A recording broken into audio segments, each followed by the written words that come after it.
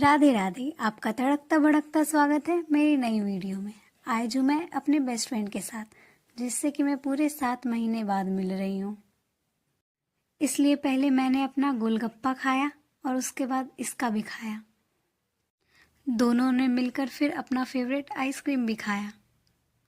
फिर हमने खलीफा बाग में थोड़ी सी घूमी घूमी की। उसके बाद भागलपुर का मशहूर सैंडविच कंपाउंड आ गए।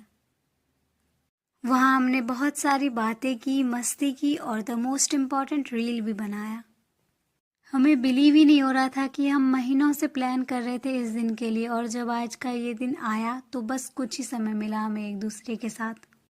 इसलिए हमने समय का पूरा दुरुपयोग किया और उसके बाद हमने जो जो गिफ्ट लाया था एक दूसरे के लिए वो भी दिया एक दूसरे को।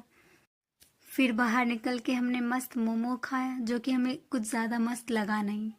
और फिर वही जुदाई है जुदाई, बड़ी लंबी जुदाई। बाय।